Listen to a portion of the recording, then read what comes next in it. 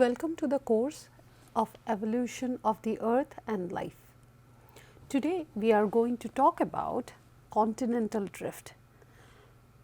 As we know that any idea in earth science progresses through validation from observation, and the path of this idea of continental drift and eventually plate tectonics also went through these layers of validation and testing, and it is an interesting journey of an idea before its time. So, the framework suggests that any idea will start as a tentative explanation based on the data collected through observations and experiments, and that is what we call hypothesis.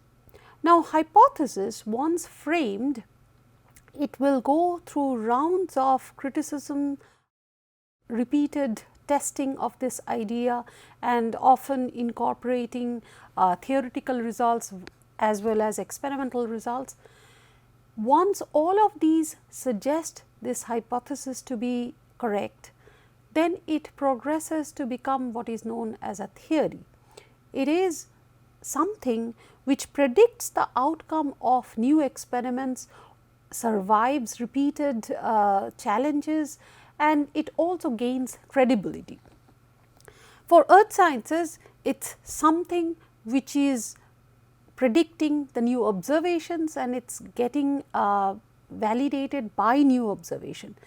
And from theory, once it is universally accepted in different situations, then it progresses to become a law. The idea of continental drift actually started something of the sort, where initially it was just a hypothesis. So, the idea that continents change their position with time is not really a new one. There were people as early in 1596 who observed that the coastlines of different continents are somewhat matching. The particular observation came from the continental margin of South America and Africa. So, somewhere around here and this margin. And a Dutch mapmaker, Abraham Ortelius, proposed that Americas were torn away from Europe and Africa, and he said it in 1596. He was the first one to write it down, but at the same time he was not the last one. There were a number of researchers from different fields of geography, biology, who also noted that the shapes of the continents on opposite side of Atlantic Ocean, specifically Africa and South America, seemed to fit together. And that gave rise to this idea that probably the continents are not fixed in their position, they change their position through time. However, especially after 1596, the first time it was written in a scientific journal with a very clear claim, came in around 1912 by a German meteorologist, Alfred L. Wagner, who proposed that the continents actually are drifting. Now, he came up with this idea from various observations, and we will go into that, but his basic idea was that the continents are drifting, and if we go back in time, there would be a time when all the continents were together. And he called this large continent which were together making a large mass a supercontinent, and he gave the name as Pangaea. He first gave a slightly different name, but Pangaea was something that survived, and that was the published proposal that there existed a supercontinent long back in time, and that is Pangaea. And based on other evidences, he also said that it began to break in Mesozoic So, that means we are talking about a time window between 251 million years to 66 million years. This is the time window of Mesozoic, and he said that this is the time when this large mass started to break down, and all the parts of this large mass after the breaking drifted away from each other, and because they drifted away from each other, they still retain the place where they initially broke from, and hence they match the boundary. And the present position of the landmass that we see today is basically a result of the fragmentation from the original large landmass and eventual drifting. He came up with this idea, and he wrote this idea, and he published a paper in 1912. And what were the sort of evidences that he gathered in support of this? One idea was very simple, and which was that claim was made even before, as we saw by the Dutch map maker, that the boundaries of South America and Africa is sort of matching, and if you rotate it somewhat, it actually creates a single part of the land. So, that is one of them. But he also started collecting evidences from other parts of the field of largely called earth science. Now, he was a meteorologist, so that means he studied climate and weather, and therefore, his expertise in geology was somewhat limited, but he contacted a number of geologists, and he started probing into the rock record, the fossil record, and other kinds of paleo environmental record. And using all of these things, he started to claim that the continents were together. So, let us see what were the evidences that he was proposing. The first one, as we saw, was the jigsaw like fit of the continents. So, let us focus primarily on South America and Africa, because it is one of the closest fits. But it is not just a mere fit, it is also the rock types that we find across Atlantic. So, for example, if you look at these two parts, we find that there are similar rocks that we find in South America and in Africa, and it seemed to have a continuous boundary. And these rocks are called cratons. These are some of the most stable, very old continental rock record. And it is hard to explain how you would find similar rocks across the big Atlantic forming with same kind of structures.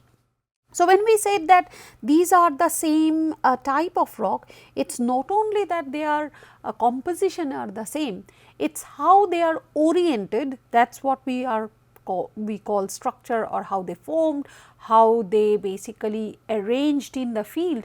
They also show some sort of a continuity, and that is one of the very perplexing fact of these rock distribution. The second one is not the old rocks, but relatively younger mountain belts. And what he found, that after consulting the geologists, that the mountain belts that we find in the eastern part of South America seems to have a continuity in Africa, but in the western part of Africa, making them somewhat of a continuous pattern. And these are quite perplexing, again, as I said, that they tend to share similar arrangement of how rocks are oriented and how they are placed in the field. So, it seems like that they formed together and then torn apart. Now, people started giving other explanations, such as that they formed independently, probably it is just by chance, because of which we are finding such similarities, but it is not completely convincing because of the scale, because of the really high continuity in terms of rock types, rock orientation, and also in terms of their age. Now, there was another thing that he was quite certain about, and that is the climatic signature. So, let us take a look at the climatic signature. So, we are going to look at the modern day distribution of the continents. So, these are the current position, and as we know that South America falls somewhere here. We can also look at Africa, which falls somewhere here, and if you look at India, it falls very close to the equator, and Australia again somewhere close to the equator if we are looking at the northern part. Now, this is the equatorial line, and what it means that things around it are going to be generally warm, and the climate that we can expect around it is going to be warm climate. Would you expect to find signatures of glaciers around these places? Well, the answer is yes, it can happen. Simply if you have very high altitude, if you have very high mountains, you can have glaciers. I mean, we can give an example of glaciers that we find in, let us say, Himalayas today. But it is very hard to explain how you can find really large scale glaciers all around these places which are tropical in nature. Okay. Now, the question is, how do we know that there were glaciers? Well, when the glaciers move, they carry a lot of large rocks, and as they are carrying large rocks, those rocks grind the bedrock, and therefore, they leave some marks on the bedrock. Using those marks, it is possible to tell how big the glacier was, which direction it was moving, and from which central direction it was moving in what other directions. If you put together all of these things, it basically shows that there were glacial rocks almost of the same time, which are found in South America, in Africa, in India, in Australia, and they are showing somewhat of single diverging pattern, which means it's, if you look at all the arrows of how the ice was flowing, which direction the ice was going, it is going to show you as if they are separate, they are moving from a central point and in different directions. That is a typical signature of continental glacial movement, something that we find in, let us say, Antarctica. Not for altitudinal glacier which simply goes down and moves in all kinds of different direction controlled by the topography of a specific spot. And when Wagner started looking at these paleoclimatic evidence, it was quite clear that probably these groups actually were not tropical, these continents were not tropical throughout their history. Probably there was a time when they were close to the polar region where you can expect to find large scale continental glacier. Another proof or supporting evidence came from an unlikely place. So, he was, as part of his meteorological expeditions, he was also looking at Arctic, and there were isolated islands in the Arctic where he was finding some of the rock records which carried fossils, and some of these fossils were plants, and some of the plants looked exactly like a tropical plant leaf. And it was very surprising that how in these extremely cold polar climates you can have plants that resemble the tropical palm leaves or tropical plants. And the fossils or the remnant of past life tells you something how the biology was, how the ecosystem was far back in time. And when he found those evidences, he was convinced that probably these continents were not where we find them today, and therefore, the climate that they experienced in the long past was different, which can support a tropical life than what we see today. Now, the moment he started looking into fossils, he realized that it requires more expertise in the study of fossils, what we know as paleontology. So, he started contacting paleontologists too, and when he started interacting with the paleontologists, he found that there are more evidences.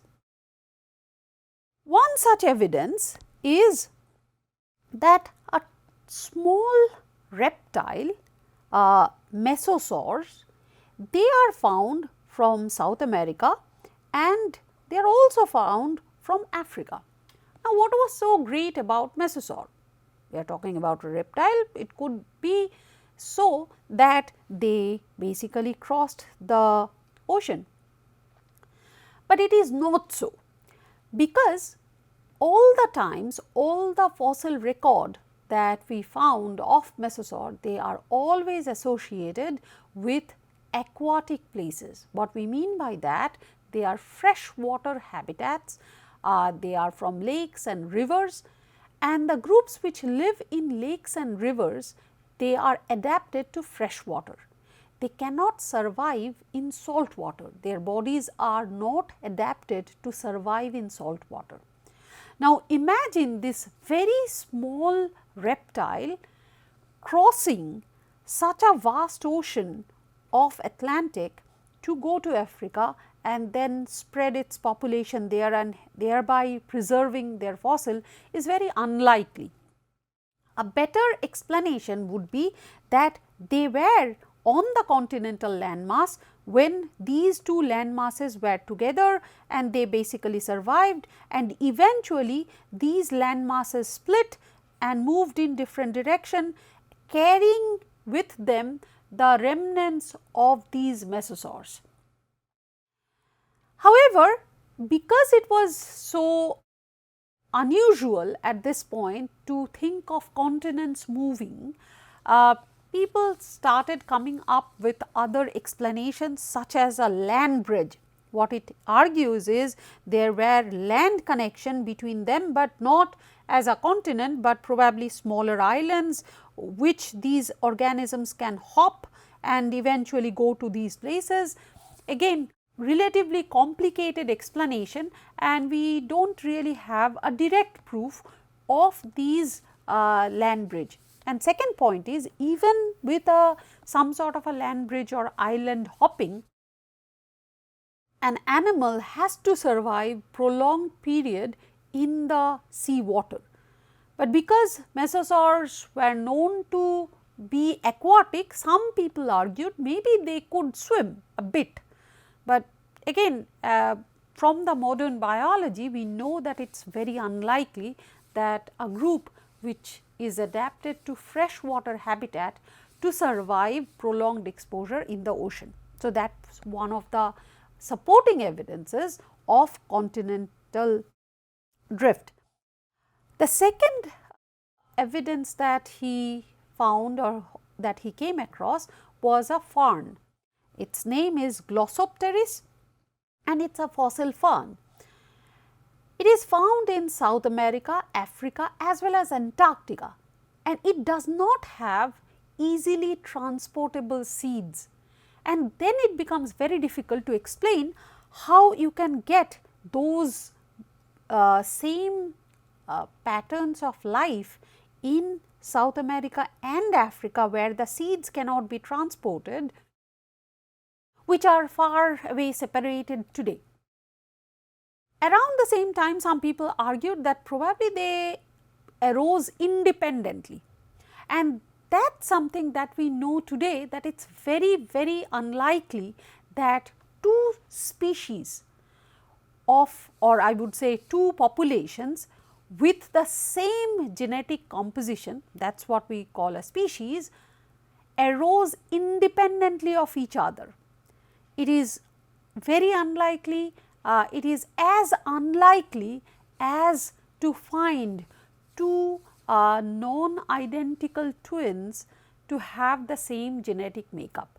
So, we can reject this hypothesis saying that it is not possible to have two communities developing in without any connection between them to have the same species composition. Today we know even more evidences which support that at some point they were linked together from the fossils. So, Wagner only knew about these two examples, but today we know two more land groups. So, for example, there is a large land reptile called Lystrosaurus, which is found from Antarctica, from India, from Madagascar, from Africa. And this Lystrosaurus is not aquatic. So, it is not possible for it to basically cross all of these oceans that we find today and eventually land in different land masses. It is not also possible for it to island hop or to go through land bridges, and therefore, it is the only suitable explanation would be that at some point of time these continents were together. Not only Lystrosaurus, we have another type of land reptile which is known as Cynognathus. Again, that is found between South America and Africa. There are other types of fossils also that are constantly emerging, which is showing similarity between all of these land masses.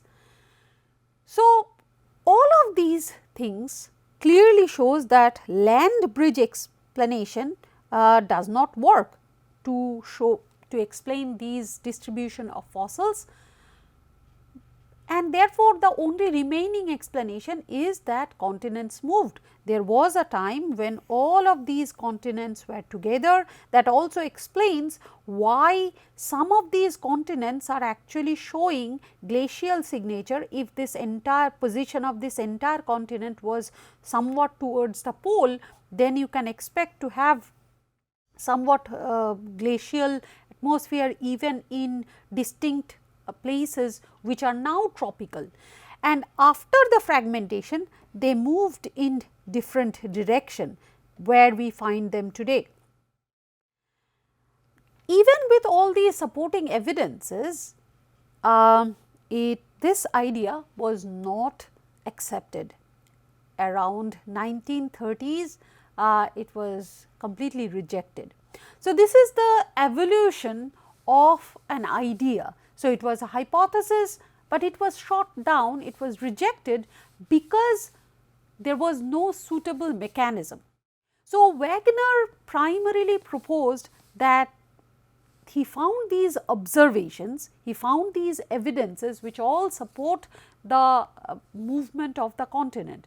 But when he was asked how these continents would move, he was not very clear about it. In fact, one of his suggestions was that the rotation of the earth caused the continents to shift towards and apart from each other, but now we know that it cannot be true.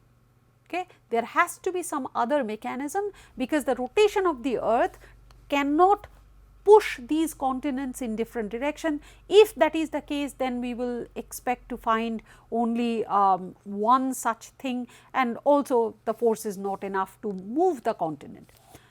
Second important aspect of it is Wagner proposed that the estimated speed of the continental motion is 250 centimeters per year, which is extremely high, and if that is the case, then you can actually observe within human time scale how continents were moving. But now we know that this rate is not correct. In fact, the rate is much lower, it is probably 2.5 centimeters per year instead of 250 centimeters per year, and therefore, we do not really see the continents move in our time scale unless we have very precise measurements. So, because Wagner's first idea of mechanism was completely flawed, and second, what he estimated about the speed was absolutely incorrect and therefore could not be observed. Most of the scientific community, they thought that this idea is not correct, and then they rejected this idea. In fact, it got these rejections from multiple sources. So, one of the major criticism and the latest criticism came in 1953, where it was criticized based on physical laws, where it was said that if Wagner's idea is correct or continents are drifting, then it basically contradicts physical laws, again going back to Wagner's initial idea that it is happening because of the rotation of the earth, and the physicists proposed that if it is because of the rotation of the earth, you will basically make all the continents come together and maybe form a large continent, but that is not always the case. We are also talking about fragmentation. So, it really did not get supported. The second point was, how would you push these large land masses? So, the idea of this is also without the understanding of how these continents are made of and what is beneath the continents, how thick the continents are and what is inside below the crust and how crust and mantle interacts, it is not really possible to explain the mechanism. So, without a suitable mechanism, even with all these convincing evidences supporting the continental drift, it was rejected, and this is how a hypothesis evolves. First hypothesis was given, it got some support from the evidences of observation, but there was no mechanism which can stand the test of the observations, and hence it was rejected, and we will see how it evolves after this. So, during 1930s when Wagner passed away, he did not see the acceptance of his idea. It was rejected. It was still among those ideas which just survived as an idea, but then scientific community did not take it seriously. In summary, today we learned what is the idea of continental drift and how Wagner put together different sources of evidence that support the idea of continental drift.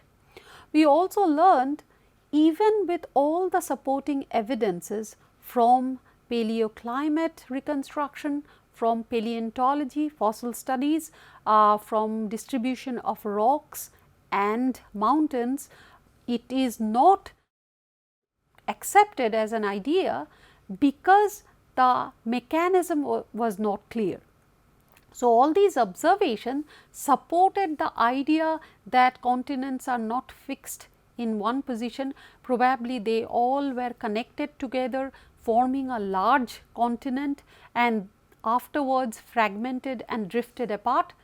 This idea was not accepted, this hypothesis was not accepted simply because it did not have a valid mechanism that can explain how large pieces of land mass such as continents can move over vast expanse of the ocean as they observed at that point of time.